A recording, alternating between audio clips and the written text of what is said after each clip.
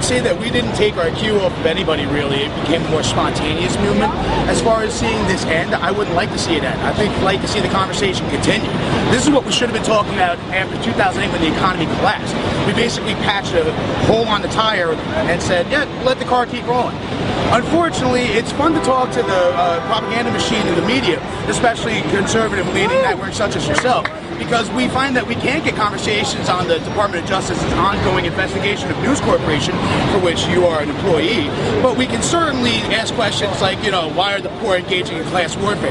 Now, after 30 years of having our living standards decrease while the wealthiest 1% have had it better than ever, I think it's time for maybe, I don't know, some participation in our democracy that isn't funded by news cameras and gentlemen such as yourself. Okay, but let me give you this challenge, Jesse.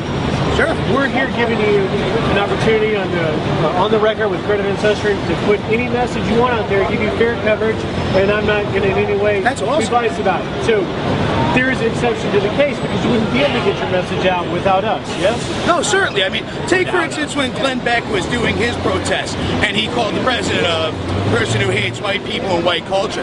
That was a low moment in America's history, and you guys kind of had a big part in it. So I'm glad to see you coming around and kind of paying attention what the other 99% of Americans are paying attention to, as opposed to the far-right fringe who would love to just destroy the middle class entirely. All right, fair enough.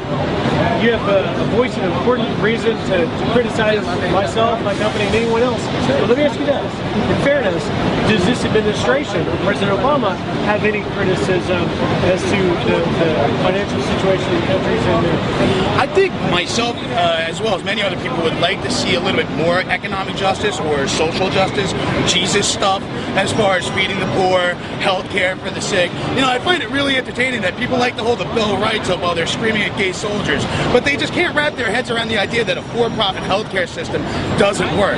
So let's just look at it like this. If we want the president to do more, let's talk to him on a level that actually reaches people.